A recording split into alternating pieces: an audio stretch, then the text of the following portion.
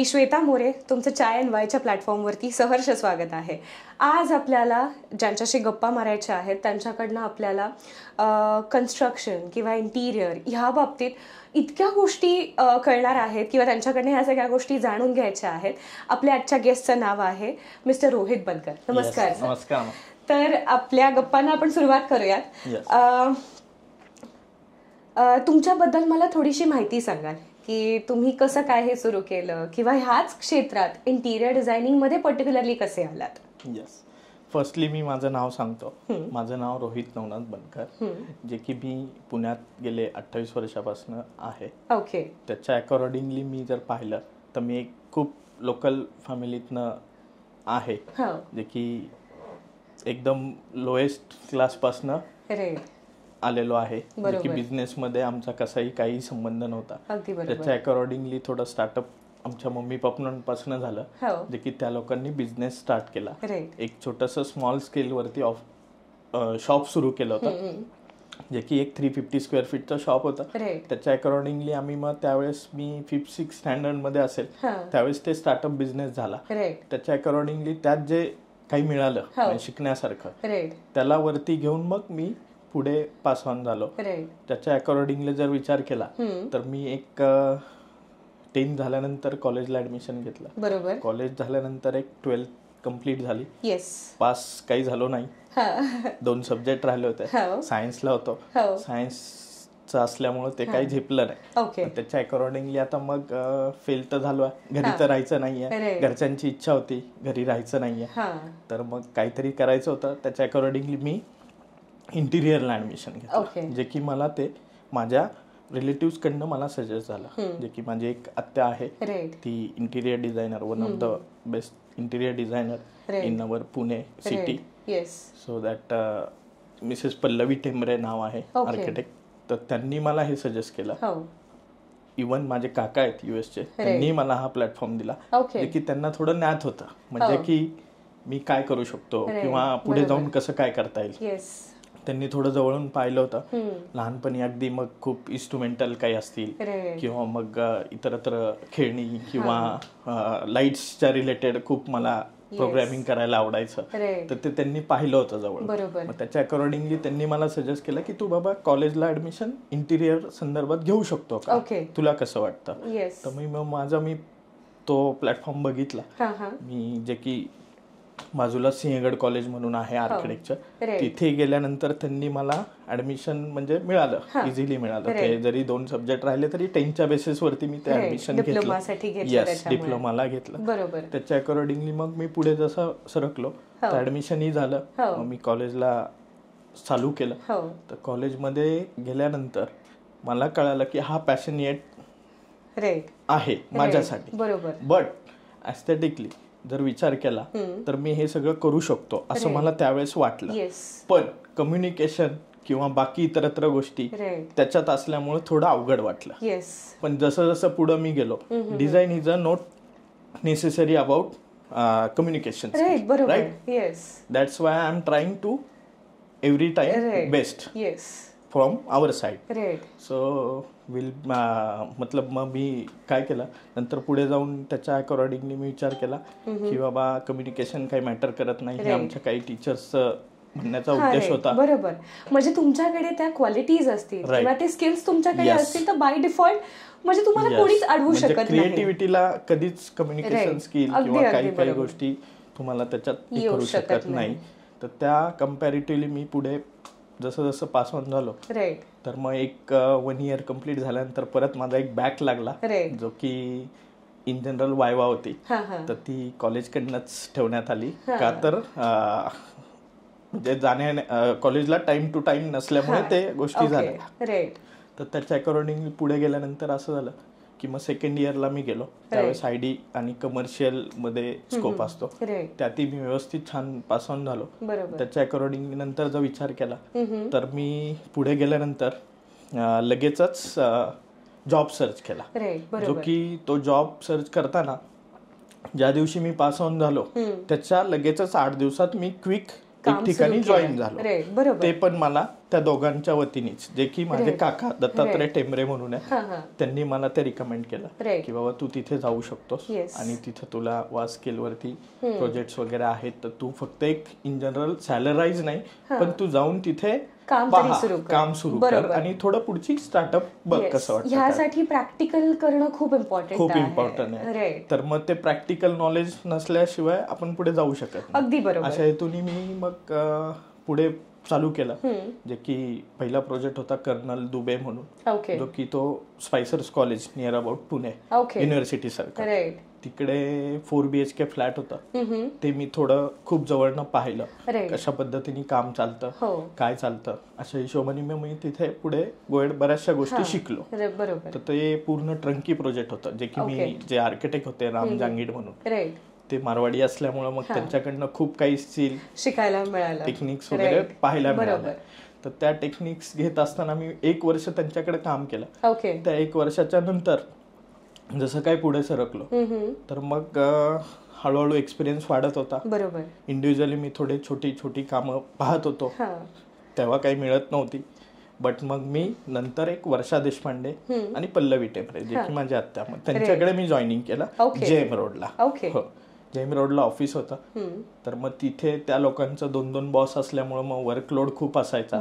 तर तो वर्कलोड मी सगळा स्वतः हँडओव्हर केला आणि पॅशनिएट केला. पॅशनिएट असल्यामुळे मला कसलीच अडचण नव्हती. मी सकाळी गेलो की संध्याकाळी यायचो, अशा हिशोबाने होतं सगळं. तर पाहिलं तर मग तिथं पण बरेचसे प्रोजेक्ट्स मी पाहिले ऍक्च्युली. आणि नंतर अशी वेळ आली की थोड्या दिवसांनी मग त्या लोकांबरोबरच मी पार्टनर म्हणून काम केलं. हा, जे की मग मी माझे इंडिव्हिज्युअली जे प्रोजेक्ट्स आहेत ते मी त्यांच्याकडे पास ऑन केले. हा, आणि पहिल्यापासून असं पॅशनेट काम करत असताना अशी पैशाची अशी कशी गरज पडली नाही, जे की मला घरच्यांनी, मम्मीनी वगैरे खूप सपोर्ट केला. त्यांना असं पेमेंटचं वगैरे काही इश्यू नव्हता, घरी सगळं व्यवस्थित होतं, त्यामुळे असं काही नव्हतं. तर मग मी त्यांच्या बरोबर काम करत असताना त्यांच्याकडे प्रोजेक्ट दिल्यानंतर जो काय पार्ट माझा असेल तो मी असा स्वाभिमानाने एकदम व्यवस्थित मी घेतला.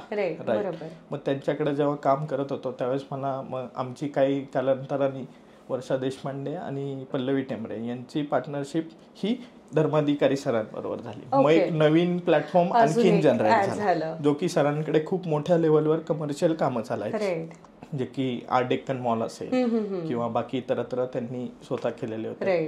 तर त्याच्या कम्पॅरेटिव्हली आम्ही मग त्यांच्याकडे पास ऑन झालो तिघे. तर मग तिथे गेल्यानंतर ह्यूज स्केलवरती, थोडं मोठ्या स्केलवरती काम चालायचं. तर मग तिथं मला बऱ्यापैकी गोष्टी शिकायला मिळाल्या. आणि सरांचा खूप मोठा सपोर्ट, जो की ट्रंकी कामात ट्रंकी कॉन्ट्रॅक्ट कसे घ्यायचे किंवा ते कसे पार पाडायचे हे त्यांच्याकडनं खूप शिकायला मिळालं. ते एकदम मोठ्या स्केलवरती होतं, की त्याच्यातनं खूप मोठा एक्सपिरियन्स मिळाला. त्याच्यानंतर मग जसं जसं पुढे गेलो तसं मग इंडिव्हिज्युअली सरांकडेही काम करत असताना सरांबरोबरही बरेच छोटे मोठे मी रेस्टॉरंट म्हणा किंवा काही फ्लॅट्स असतील इंडिव्हिज्युअली, ते मी त्यांच्याबरोबर पार्टनरशिप मध्ये केले. त्यावेळेसही असंच, म्हणजे की पैशाचं असं काही नव्हतं, हे माझ्या पहिल्यापासून डोक्यात होतं, म्हणजे की जे काय मिळेल ते आपल्याला आपल्या कामाच्या पावतीनुसार मिळेल, अशा हिशोबाने मी गो थ्रू केलं. त्याच्या अकॉर्डिंगली जसं पुढे गेलो, तर पुढे जात असताना 1-2 कामं कम्प्लीट झाली. त्याच्याही नंतर सरांचं म्हणणं आलं की बाबा रोहित, तू आता तुझं चालू करू शकतो. म्हणजे असं कोणी सांगत नाही कुठल्या याच्यामध्ये, बरोबर आहे, स्वार्थापोटी त्यांनी असं कधी विचार केला नाही माझा आणि मी त्यांचा केला नाही. म्हणजे nature of point of view माझ्या नेचरला त्यांच्या नेचर प्रमाणे मला मिळालं. तर मग मी माझं स्टार्टअप करत असताना आता त्यांचं म्हणणं होतं, आमचं तर थोडं तू नाही केलंस तरी चालेल पण तू इंडिव्हिज्युअली तुझा विचार कर, तू तुझे प्रोजेक्ट. यस, का तर त्यांना तो एक कॉन्फिडन्स आला होता हे रोहित करू शकतो. बस मग त्या तिघांनी, आणि इंडिव्हिज्युअली फर्म म्हणजे घरातली सारखीच होती ना, हा, फॅमिली मध्येच. मग त्यामुळं मग मी स्टार्टअप केलं. 2016 साली मी माझं ऑफिस स्टार्ट केलं. ऑर्गनायझेशन जे की मी आरबी इंटिरियर्स नावाने स्टार्टअप केली. त्याच्या अकॉर्डिंगली जर पाहता, मी एक छोटस ऑफिस स्मॉल स्केल वरती आयडियल कॉलनीमध्ये कोथरूडला, जे की शेअर बेसिस माझा भाऊ आहे त्याच्या बरोबर को पार्टनर को स्पेस कन्वर्ट केली, जे की वैभव रासकर म्हणून आहे.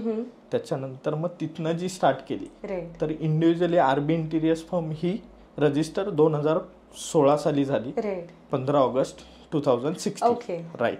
तिथनं जे स्टार्ट केलं ती 7 वर्षाची लिजन्सी आजपर्यंत. मग आता आपण खूप मोठ्या स्केलवर काम करतो. सो तेच की आता तुम्ही खूप मोठ्या स्केलवरती काम करता. आतापर्यंत बरेच मोठे मोठे प्रोजेक्ट सुद्धा केलेले आहेत. तर म्हणजे आरबी इंटिरियर्स यांनी आतापर्यंत किती क्लायंट्सला सर्व्ह केलेलं आहे? आतापर्यंत ऑलमोस्ट नाही म्हटलं तरी 400 पर्यंत क्लायंट्सला आपण सर्व्ह केलं. आणि साधारण मला आकडा सांगू शकाल का की किती स्क्वेअर फीट वरती तुम्ही काम केलेलं आहे? नाही म्हटलं तरी आपण 2 lakhs पर्यंत केलं. अरे ग्रेट. सो आतापर्यंतचा तुमचा सगळ्यात मोठा प्रोजेक्ट कुठला होता? आतापर्यंतचा सगळ्यात मोठा प्रोजेक्ट पाहिलं तर रेस्टॉरंट एक आपण आता रिसेंटली डिझाईन केला, जे की 15,000 स्क्वेअर फीटचं रेस्टॉरंट होतं. इंडिव्हिज्युअली त्याच्यात आपण जर पाहिलं तर ते कन्स्ट्रक्शन म्हणजे ऑलमोस्ट कन्स्ट्रक्शन चालू असल्यापासून सिव्हिल कामापासून आपल्याकडे होतं, जे की पूर्ण कन्सल्टन्सी फर्म मध्ये आपण ते एक्झिक्यूट केलं. सो लोकांना आहे ना म्हणजे बरेच प्रश्न पडतात, इंटिरियर डिझायनिंग म्हणजे नक्की काय असतं, किंवा लोक कन्फ्युज्ड होतात आर्किटेक्ट आणि इंटिरियर डिझायनर मध्ये. तर हे थोडंसं तुम्ही एक्सप्लेन कराल की नक्की काय फरक आहे ह्याच्यात? बेसिकली इंटिरियर डिझायनर जर विचार केला तर हे most of the interior firm मध्ये काम चालतं, but there is no limit. बरोबर. Because of you can do everything. बरोबर. एकदा तुम्ही कामाची सुरुवात केली की बऱ्याच गोष्टी बरेच ऍस्पेक्ट तुमच्यासाठी ओपन होतात. येस. ऍस्थेटिकली जर पाहिलं तर त्याच्यात ऍक्च्युली एवढे सारे सब्जेक्ट्स आहेत की तुम्ही सिव्हिल डिझायनर पण सिव्हिलचं पण काम करू शकता. बरोबर. अदरवाईज तुम्ही त्याच्यात इंटिरियर कॉन्ट्रॅक्टर फॉर्म मध्ये काम करू शकता. त्याच्यानंतर तुम्ही कन्स्ट्रक्शन मध्ये काम करू शकता. अशा पद्धतीने हे सगळं काम चालतं. पण हे सगळं करत असताना ती पॅशनेट असणं गरजेचं आहे. बरोबर.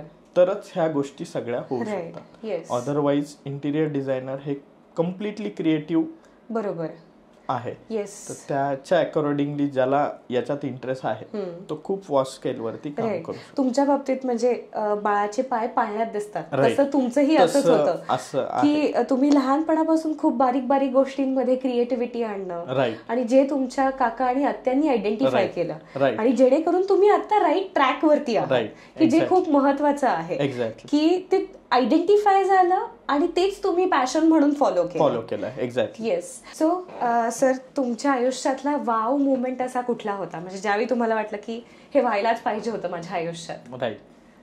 ज्यावेळेस मी इंटिरियर मध्ये काम करत होतो त्याच्यात एक विशिष्ट असं सक्सेस झाल्यानंतर माझ्या एक विचारात होतं की बाबा आपल्याला इथून पुढे थोडं कन्स्ट्रक्शन मध्ये काम करायचं, जे की कन्स्ट्रक्शन मध्ये जे की काम करत असताना फ्लॅट्स डिलिव्हर्ड करणं किंवा एक मोठं टॉवर उभा करणं, अशा कन्सेप्ट वाईज माझ्या विचारात होतं, जे की खूप पूर्वीचं ड्रीम होतं. मी जेव्हा धर्माधिकारी सरांकडे काम करत होतो त्यावेळेस मी काही स्पोर्ट्स कॉम्प्लेक्स होतं भारतीय विद्यापीठचं, त्याच्यावरती मी थोडं काम केलं होतं कन्स्ट्रक्शन मध्ये. तर मग तेव्हा मी ठरवलं होतं की बाबा एक कधी ना कधी आपण एक स्वतःचं करता येईल आणि एक थोडं टॉवर फॉर्म मध्ये स्कीम करायचं असं माझ्या विचारात होतं. आणि ते जेव्हा माझं स्वप्न साकार झालं, जेव्हा मला एक अपॉर्च्युनिटी मिळाली, आम्ही एक टेंडर भरलं होतं. आम्ही एक 5 लोक ग्रुप मध्ये आहोत. ऑप्टिमा रिअलिटी नावाची एक कंपनी आम्ही सुरू केली, जे की एक माझे बंधू आहेत महेश झगडे म्हणून, त्या लोकांबरोबर मग काम मी स्टार्ट केलं. तेही या क्षेत्रात बऱ्याच वर्षापासून आहेत. He is an architect and I'm also interior designer, right? So collaboration करून आम्ही दोघांनी आणि बाकी 4 पार्टनर असे मिळून आम्ही एक टेंडर भरलं, जे की 154 फ्लॅट्स अँड 48 शॉप्स. अशा पद्धतीने आम्ही एक कन्स्ट्रक्शनचं 2021 मध्ये टेंडर पास ऑन झालं. त्याच्यावरती आम्ही काम केलं. ओव्हरऑल प्रोजेक्ट जर पाहिला तर 42,000 स्क्वेअर फीटचा प्लॉट होता, 1 एकर पेक्षा जास्त. तर तो काम करत असताना त्याच्यावरती त्याचं प्रेझेंटेशन इतरत्र बाकी गोष्टी त्या थोड्या माझ्या साईडने मी कम्प्लीट केल्या. आणि मग ते टेंडर मिळाल्यानंतर आम्ही त्याची स्टार्टअप केली. त्याचं काम आता जवळपास कम्प्लिशन स्टेजला आहे, जे की आम्ही 154 लोकांना फ्लॅट डिलिव्हर्स करतोय. काही 2 BHK आहेत, काही 1 BHK आहेत आणि शॉप्स आहेत. ओके, सो तो तुमच्यासाठी तो ड्रीम मोमेंट होता किंवा वाव मोमेंट होता. मला तुम्हाला एक असा प्रश्न विचारायचा आहे की जो कुठल्याही एका सामान्य माणसाचा असतो. नवीन घर घ्यायचं म्हटलं म्हणजे नवीन घर प्रत्येकालाच हवं आहे, पण घर घ्यायचं म्हटलं तर ते छान दिसलं पाहिजे. पण जेव्हा इंटिरियर डिझायनिंग हा शब्द मध्ये येतो तेव्हा लोकांना असं वाटतं हे खूप महागात जाणार आहे, म्हणजे ही गोष्ट खूपच एक्सपेन्सिव्ह आहे. पण एका साध्या माणसाला हे करायचं आहे तर तुम्ही इथे काय सांगाल, म्हणजे एक middle class family interior designing त्यांच्या घरात करू शकते का? एक्झॅक्टली, का नाही करू शकतो, काही प्रॉब्लेम. बट त्याच्यात कसं आहे, थोडं म्हणजे एक्सपेन्सिव्ह प्रोडक्ट आहे, नाही असं नाही, बट त्याला आपण कन्वर्ट करताना 2-3 स्टेपमध्ये किंवा मी तर प्रत्येकाला असं कळवेल की बाबा काम करत असताना तुम्ही जे काय काम हातात घेता, समजा 2 BHK असेल तर 2 BHK करत असताना तुम्ही ओव्हरऑल सगळं न करता 2 बेडरूम्स मध्ये 1 बेडरूम करून किंवा किचन करून लिव्हिंग करून असं तुम्ही गो एहेड होऊ शकता. पण जे काय करता ते थोडं एक प्रीमियम लेवलचं प्रोडक्ट तुम्ही घ्यायला हवं, जेणेकरून त्या गोष्टी परत परत होत नाही. त्या कम्पॅरेटिव्हली तुम्ही गो एहेड केलं तर कधी छान. तेच नाही, इंटिरियर डिझायनिंग का असतं, कारण की छान वाटावं. Right, exactly. रोज आपण तिथे राहणार आहोत, तो एक्सपिरियन्स यावा. राईट, बरोबर, ह्याच्यासाठी केलं जातं.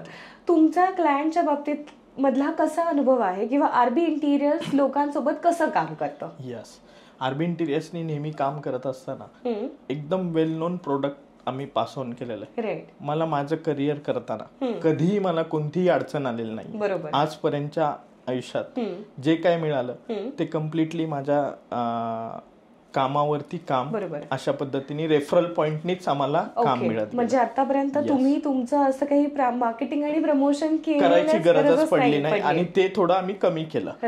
जे की आम्ही काही प्रोडक्ट्स पास ऑन केले तर ते प्रोडक्ट्स पास ऑन करताना त्याचं काही शूट किंवा आम्ही काय केलंय हे आणखीन लोकांपर्यंत मला पोहोचवायला मी कमी पडलो.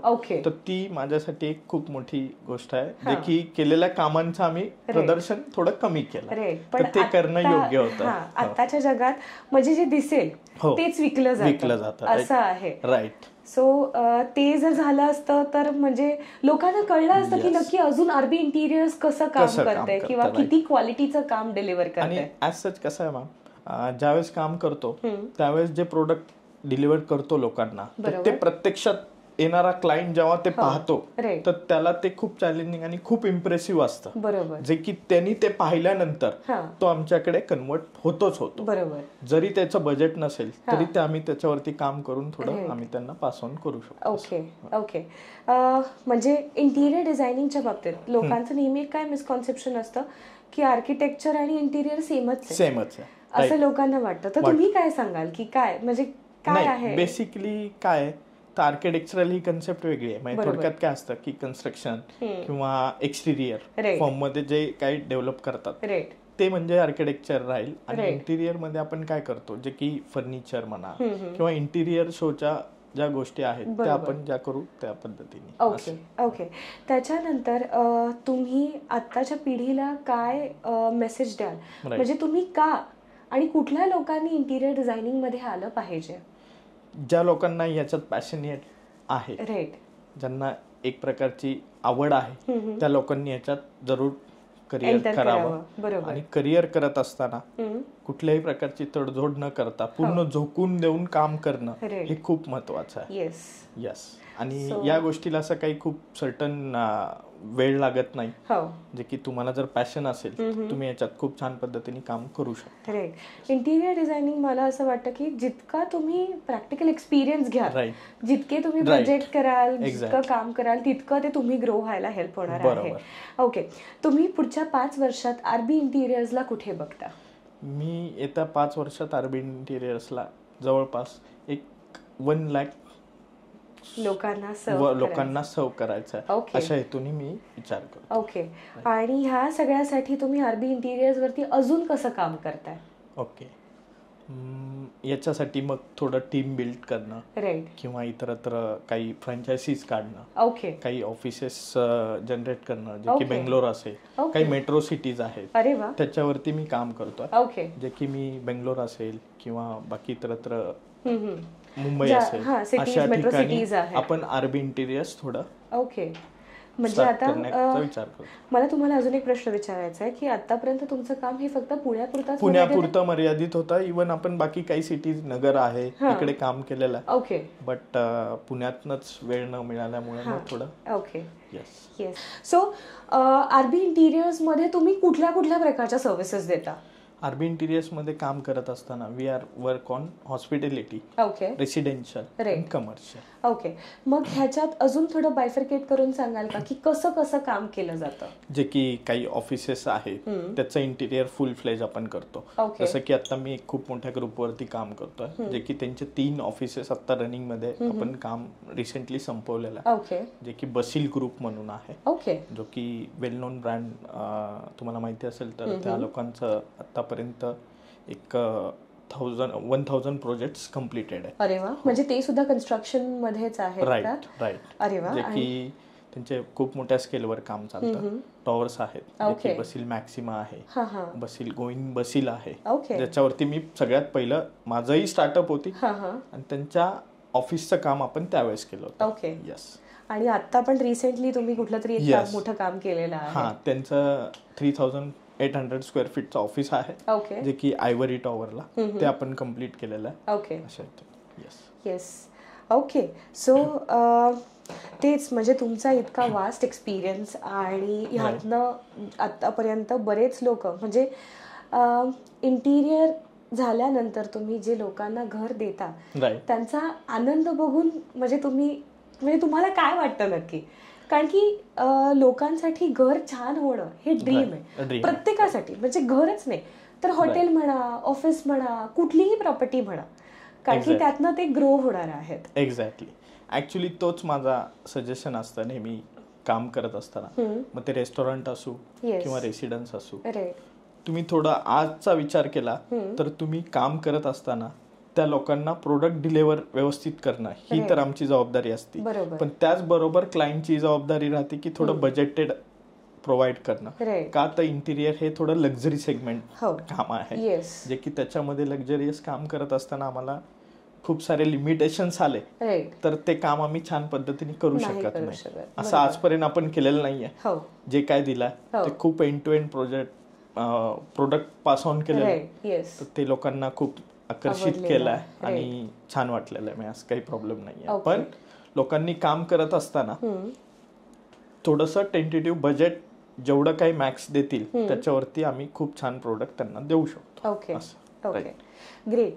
सो आज तुमच्याशी गप्पा मारून मला खूपच छान वाटलेलं आहे. आणि जी लोक हे ऐकणार आहेत तर त्यांना सुद्धा काही प्रश्न पडणार आहेत, तर तुम्ही नक्कीच त्या प्रश्नांची उत्तरं द्याल. सो असेच तुमचे मोठे मोठे प्रोजेक्ट्स होत राहावे आणि असाच म्हणजे ऑफिस म्हणा, घर म्हणा, लोकांना इंटिरियर मधला आनंद मिळत राहावा हे मी इच्छिते. So thank you so much. आज आपल्याला मिस्टर रोहित बनकर सरांशी गप्पा मारून भरपूर मजा आलेली आहे. नक्की त्यांचा बिझनेस काय आहे, आत्तापर्यंत त्यांनी स्क्रॅचपासून कशी सुरुवात केली, इंटिरियर करता करता कन्स्ट्रक्शन लाईनमध्ये कसे आले आणि एवढे मोठे मोठे प्रोजेक्ट्स घेऊन ते सक्सेसफुली कसे कंप्लीट केले हे आपल्याला कळलं आहे.